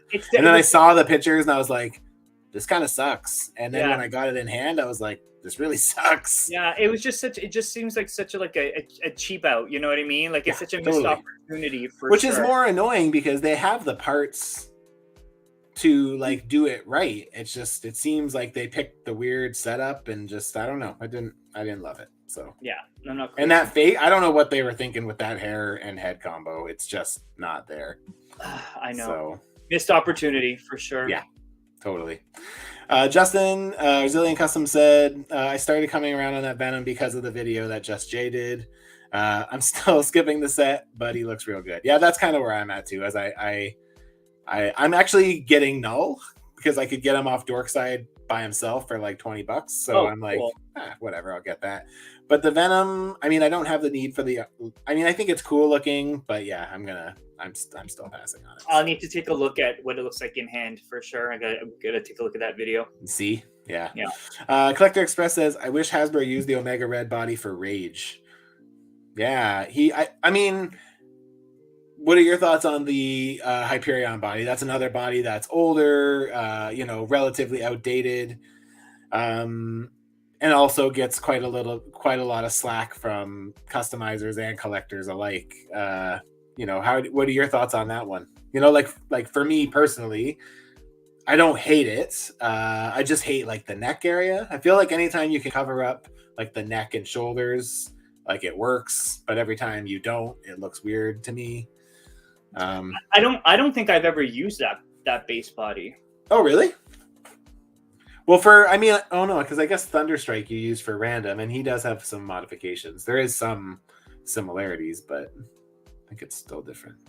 Well, I used for my random, the upper body is actually Rage.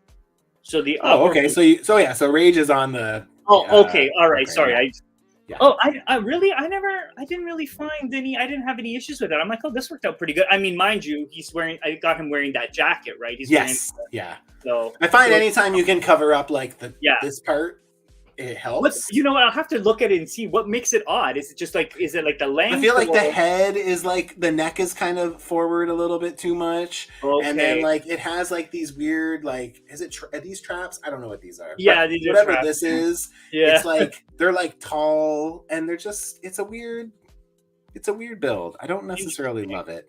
I much prefer the they did the Unworthy Thor in one of the SDCC box sets, and the Man Thing, was it Man Thing? No, it was one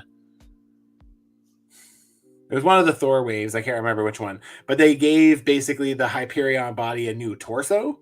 Okay. And I like it way better. It corrects all the things I dislike about the previous one, and it still keeps like the legs and the arms from that body. So the pec shelf, that's what Collector Express calls it. That's funny. Oh, that's a good compliment. Collector Express says, wow, I didn't think you could get that AOA Jean body to look good. That kitty looks great. Oh, thank you. Yeah, I would.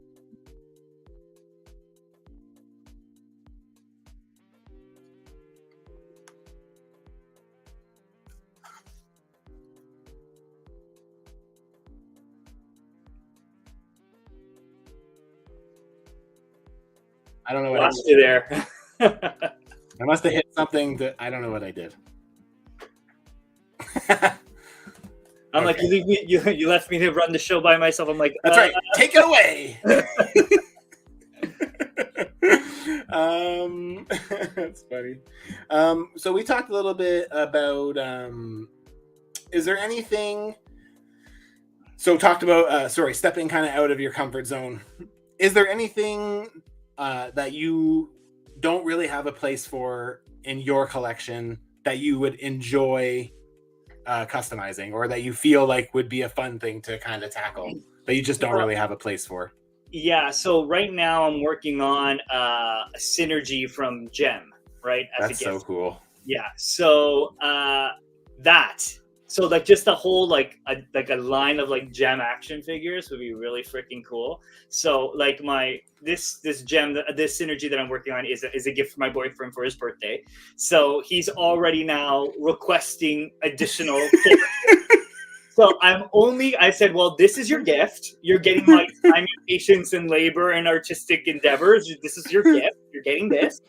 And if you want another gift at Christmas or whatever, then we can go ahead and talk about it. We'll talk. So right now I've committed to Synergy. She will be done for the birthday. And I'm also going to do Rio. So we're using the Peter Parker body. Awesome. We're gonna do Rio, so that will be fun to do. So I've committed to those two right now. Outside of that, we shall see, because but they are fun to do. And also like anything like She-Ra related, that's really cool too. So I know that there are a bunch of like Masters of the Universe, She-Ra, Princess of Power stuff is coming out this year too. So, but I think they're a little bit larger scale. Yeah, I think they are. I think they scaled a bit, like more true 6-inch, like a bit bigger than. Yeah, I think it would be fun to do like a She-Ra in a 6-inch. I think that would be really cool. So I wouldn't mind trying my hand at something like that.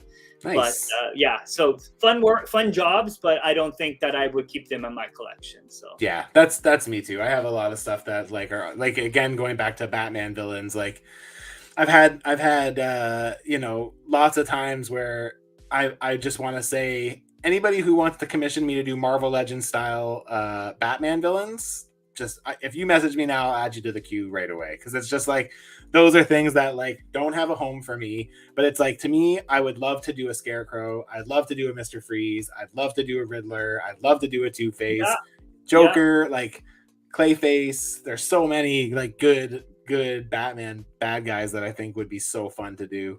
Totally. But yeah, it's that's the hardest thing, is when you don't really have a place for it. You kind of, even like that's with Mandarin for Resilient Customs. Like that was a big part of that. Is like I remember one day I was on a live stream, I think, and I said, like, if anybody wants me to make them a Mandarin animated series Mandarin, I'll do it for a discount. because like I actually really want to do it. And he messaged me and he's like, let's do it. And I'm Yeah. like, all right, man, let's do it. That's awesome. Let's do it. It's looking great. It's looking great. I can't wait to see it done. Yeah, man, I'm pumped to get that one finished. So it's not going to take long. I'm almost finished my summer swap figure. I should be done it probably in the next week. And then I'll probably just quickly bang off Mandarin, maybe do that for one more WIP Wednesday live. And then I'm going to shift over to this. I'm going to take a break because these shelves, man, they take 8 hours a pop easy. Oh, I have no doubt. I have no doubt. That's crazy. like the bane of my existence is reorganizing my shelf. And like I'm working with like a really small, tight space. Like your setup is awesome, and I'm so jealous. Like I'm working with like such a small, tight space. I'm like, okay, here's another one. How do I create more space? You know, the problem is like you have to look at it like a puzzle. It's like I always say, right? Like I've had times where I put together a shelf and like I'm 4 hours in and like I'll go out and have a smoke and I'll come back in and I just look at it at the first glance and all I see are like pocket. And I'm like, I need to redo this. Like I can't even, there's no point in continuing because it's just not going to work for me. It's like wild. Just, I know. Yeah. I mean, I've spent so many hours just on my feet moving. It's like a stop-go animation. It's like, okay, lift this up a little bit, move this over a little bit, turn the head. It's like, it's infuriating. It's like my least favorite part of the hobby, quite frankly. It's like I said earlier. You know, it's fun for the first hour, and then everything after. And like, it's especially bad because like I'm getting older. I'm getting more out of shape as I get older, and it's like, man, those floor shelves, dude. Oh, like they kill me. Like they kill me. Like, I need to soak in like an Epsom salt bath. Like I can't handle it, man. They're brutal. Oh my god, yeah. They kill my body. Awful, man. It's the worst. It's the worst. But the thing is, you can't get someone to do them for you. You got to do them yourself. No. That's the thing. You got to do them. I'm too particular. Yeah, totally. So that is one thing that I do love. Like, not necessarily love the whole process, but like usually when I'm finished, I step back and I'm like, I'm in love with this. Yeah, like, it's sickening. It's so freaking sickening. I'm so jealous. It's so cool. It's I get lost in it. I can't tell you how many times I'll come in here and I just stare at it. And I'm just like, this is dope. This is so cool. You know, it's so rewarding too, right? And especially because it's like a mix of like your own custom stuff that people, you know, stuff that you've gone from people. It's like, that's so awesome. It's art, you know, it's art. The next project is going to be, so I already have one shelf in here that's like half supervillains. I don't know if you can see it that well, but okay. But all three of those shelves are going to become shelves. Like, oh wow, yeah, because I'm running out of room and I need to move stuff around. So what I'm doing is I'm going to put my shelves that are like less important to me in there. So I'm going to put like I have like a shelf with like comic Avengers and stuff like that like I don't really have a ton of attachment to. I just think they're cool figures. So like I'm gonna probably put them in there. I think I'm gonna put my Wolverine Deadpool shelf in there, not because I don't love it, but just because I'm like, it's just kind of extra. Yeah. And same with my Spider-Verse. I'm gonna condense my Spider-Verse shelf. I'm gonna sell off about half of it, and gonna do like half Spider-Verse, half animated Marvel. So I'm going to kind of start like a animated series Spider-Man shelf section, and I'm also going to put my What If stuff in there, and I'm also going to put in my animated series X-Men figures that are coming out in there too. So you're getting those? I'm not like, I've been contemplating canceling them because they're just honestly, man, like if they all came in one shot where I didn't have to pay shipping 4 times, 5 times, I would probably be less. My biggest issue is the $22 American shipping it takes to get it to me. Yeah, that's true. Yeah, I hadn't even thought about that. I mean, I can handle the $50 figure, but when I add another $20 to it, I'm like, for something that you already have and it's not as good. It's not. If they were cell shaded like NECA cell shades their turtles, fine, I'd pay that because those are well done. But these are not that good, and I don't know. I mean, I have to have Wolverine because he's my favorite. Sure, and it's a unique head sculpt for him, right? That's a unique and unique claws too. Plus, it comes with the Scott and Jean picture frame, which like is just a must. Right. So like in my collection, that Wolverine is absolutely going to be looking at the picture frame, I think, and moping about it in the front row somewhere. I think we're likely going to get a morph in that line, right? Like one would assume. Absolutely. Yeah, absolutely. Yeah. There's no way. Like, people have been asking for more for so long. Yeah. You know, he's one of the only pieces of the puzzle we don't have from the animated team lineup. If they missed the boat on it, they're already alluding to it. I can't imagine that they won't. Yeah, I can't imagine. Yeah. And I think, didn't they release a teaser too, like recently, like with a? We don't know what it's from, but people are speculating that it's Beast. Beast, right? Yeah. Which would be great. We need an animated series Beast with a better head sculpt. So yeah, I'm hoping they do the same thing that the Hasbro Pulse Ninjetti Power Rangers did, which they just randomly showed up at Toys R Us, and I was like, oh, these aren't supposed to be here. And then I got them all. So I'm kind of hoping that's what happens with the animated X-Men, because if I could get them locally, like I said, the $50 American price point isn't the thing that's totally stopping me. It's that $20 shipping. If I could pay $20 shipping and get all 4 of them at the same time, I would be fine with it. But because I have to pay $20 for each one, I'm just like, eh. And like I skipped Sinister. Like, I'm really just gonna do the team, the X-Men. Mm-hmm. And if they do Magneto, I would probably do Magneto too. But it's just not enough of a difference. Yeah.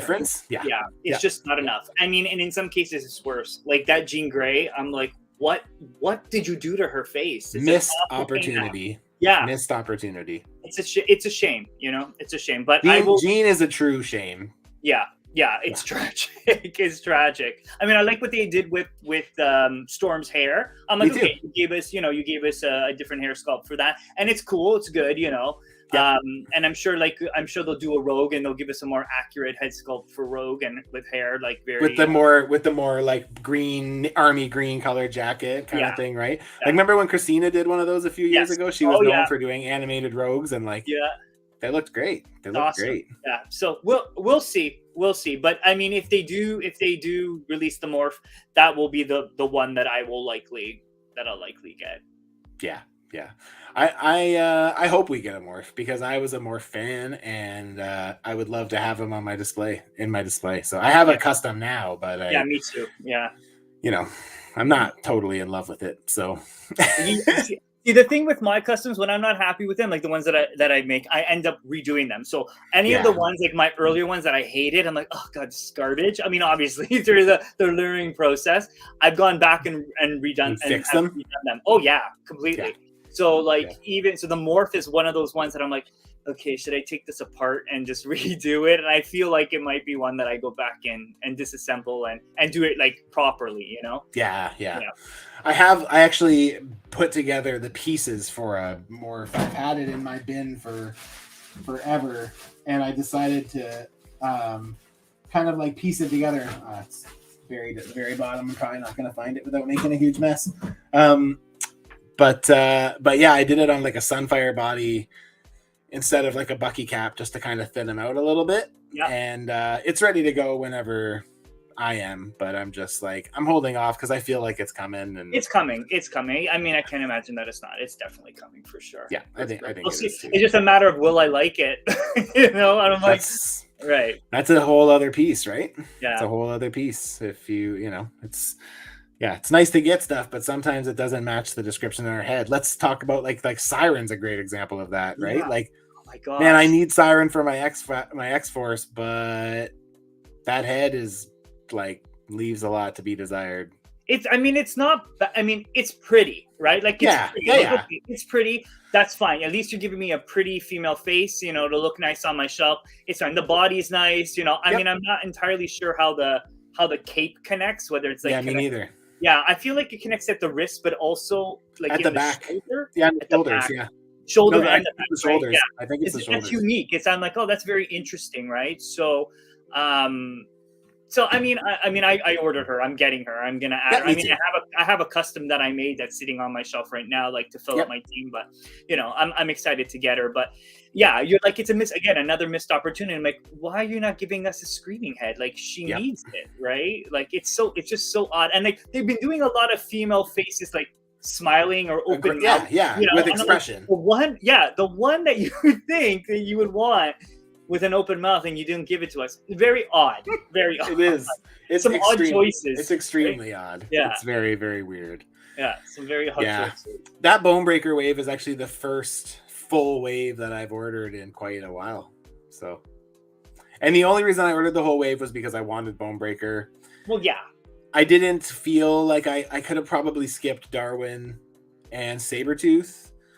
But because I'm expanding my X-Men villains into 2 shelves now, once I do my reline, I figured I could put Sabretooth one at the top shelf and one on the bottom shelf. I do that with Magneto too. Magneto's my favorite villain. Yeah. So I'm going to have him represented in 2 spots, my custom and the official.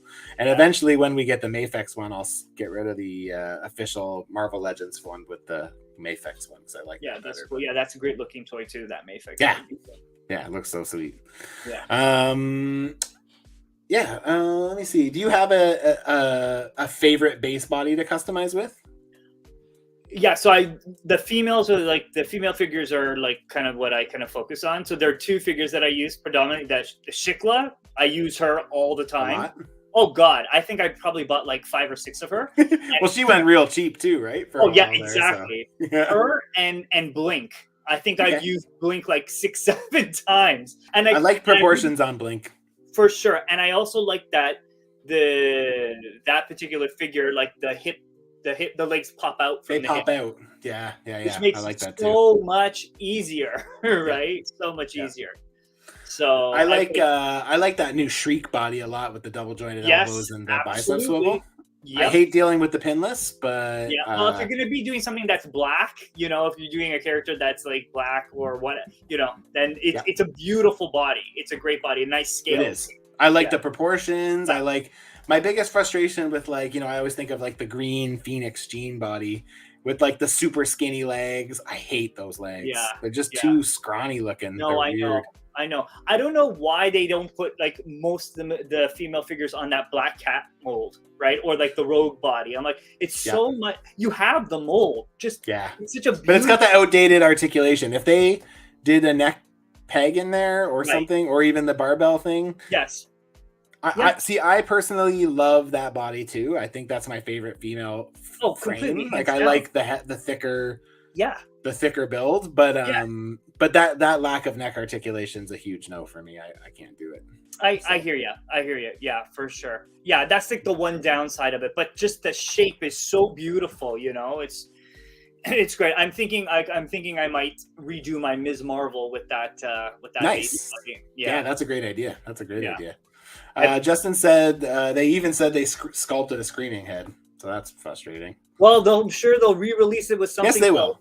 We'll get a retro one eventually. Yeah. And Collector Express says, I ordered an extra siren for a custom, but not having a screaming head's silly.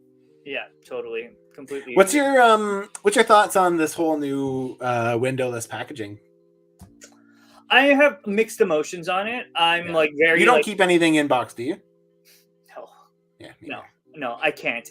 Nobody got room for that. No, yeah, exactly. Firstly, the boxes take up so much freaking space for sure. No, and also I want to take them out and I want to handle them and I want to display them together. It's so much more satisfying that way. I don't have the space to be able to keep things in boxes, and it's less fun that way. I find. I agree. To each his own, I guess. But totally. The windowless, I think it's great. Like environmentally, I think it's really great. So I'm all pro that kind of stuff. I mean, it kind of sucks that you can't see what you're getting. But one could hope that the quality control is a bit higher, so anything that's in the box is good. So less concerned about that. Let's hope. I don't generally consider Hasbro Legends to have bad quality, but I will say that over the past year, especially with pinless, I've noticed there's a lot more like seized joints. Like I know even myself, I've probably had 3 or 4 with seized joints or with 2 left arms or 2 left feet or whatever. Like, so I have noticed it going up in terms of issues like that I'm receiving myself. But yeah, like the windowless packages are not enough to stop me from buying, because like, you know, realistically I do the majority of my shopping online, so you know, it's literally the equivalent of not being able to see what I'm getting. Totally. But I do think it's an insane strategy. Like, I mean, I know that I get why they're doing it, and I get the push to be plasticless to a certain degree. Yeah. But like, you're literally like, I'm sorry, you can do whatever you want to the boxes, but like, if I was an inbox collector, there's no chance in hell I'd be buying Marvel Legends anymore. Why? Yeah, that's you know, I hadn't even considered that. I had not even considered that. Exactly. Yeah, you're absolutely right. Like, there'd be no point. Like, you could just buy the empties off your friends, and it's literally the same thing. Oh my gosh, wild! It's crazy. Yeah, it's really crazy. So I don't get that, but I don't know. I get why they're doing it, and I agree that it's a good initiative. But I think it's dangerous. So yeah, well, you're really like, you know, there's a part of your market that now is going to be, you know, potentially untapped, right? Like people who do keep their things in boxes now. It's like, well, what the hell's the point now? You want, you know, it's like you said, you can buy your empty box off a friend or whatever. Or here's my garbage. Here, take it. Go ahead. Like, I have a lot of friends who aren't inbox collectors, but they collect the retro line because they love the nostalgic of the packaging, which, like, I totally agree. Completely. But like, even that, taking away the window from a retro line, not interested. Easy pass. I have a couple retros in my office at work in packaging because I just think they look cool. But yeah, that'd be a hard pass for me. Isn't Ryan Ting like an inbox like collector? Like, he is. He was on Toying Around show. Do you do any of the toy podcasts? Do you ever watch any of those? I watched them. I've never been part of any, but I do watch them. I saw that he was on Toying Around. I didn't watch it. So on Toying Arounds, I found it interesting because he didn't really touch too much on it, and it was fresh at the time. Like, I think he was on the week after the live stream, I think, or something like that. And I was hoping he would touch on it just because it's, you know, it's weird, but like, especially as an inbox collector, you know, I was curious to know his thoughts on it. But yeah, it's interesting because you can see them. They had started slowly rolling that out, right? The Hellfire Henchman, right? That was you know, windowless. I think all of those army builders have always been windowless, though. Like even going back to the Hydra agents and the AIM they were all windowless. Yeah. So, you know, I guess the seedlings of that were there. Yeah. Yes. Okay, we should probably start wrapping up soon. But one more quick question, and I meant to ask it earlier. Do you MCU much? Do you do any of the MCU stuff? I like it. I like it. I'm not like a crazy huge fan of it. Like, I like pretty much any of the stuff that kind of deals with like the magic part of it. I like like WandaVision. Obviously, Loki was really great. I love the first Captain America, was awesome. But yeah, like, they're all on my watch list. I just haven't gone around to watching them yet. I am excited for the Multiverse of Madness, obviously, just, you know, with the whole, like, you know, potential Professor X kind of spoiler bit in there. No spoilers, I haven't seen it yet, but I will watch it. So that's kind of exciting. And, you know, hopefully they can tie stuff into the X-Men universe. That would be amazing. Super excited. I'm looking forward to the day they really start going heavy into mutants in the MCU. And it also makes me curious. I'm a big MCU fanboy. You know, I'm one of those ones that, like, I'm not saying I love everything they put out. That's for sure not the case. But I can appreciate all of it, and I can appreciate what they're doing, which is building out a cinematic universe where that really resembles the comic books. And I feel like everything in Phase 4, our current phase, is really, really pushing the limits in terms of, like, being more like a comic book in a movie. Like, we're getting more comic accurate costumes. We're getting more, scenes ripped right out of comic books and stuff like that. And like, I love that we're finally getting to this point. So I don't necessarily love every entry, but I love what it's doing to this overall story. I can appreciate. So just give me my mutants. Just give them to too. me. Give me But them. makes me wonder how if I will change my tune. That's kind of where I was going with that. So thanks for saying that. Like, I as characters, like I was never a Captain America fan. I was never an Iron Man fan. I was never a Hulk fan. I was always an X-Men fan first, more than anything. And not having attachments to those comic book characters, I've never really cared when they've made changes to the story because I didn't really give a shit about it in the comics. So it makes me wonder as when they start dabbling in the mutants if I'm going to have a problem with any of that. So makes me wonder. Yeah, I'm in the same boat. I'm totally in the same boat. That's the thing. Because right now I can be like, you can gender swap anybody. And then all of a sudden they're like, we gender swap Cyclops. And I'm like, you motherfuckers. Right.